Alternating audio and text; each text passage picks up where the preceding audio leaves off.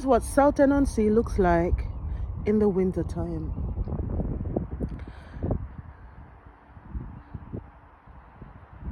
The water is not in yet.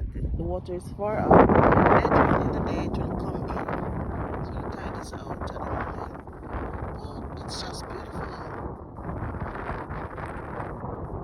Absolutely beautiful. There are some birds around, and people are going to work today. But lucky for me, I have an off day. So I'm spending some time in nature.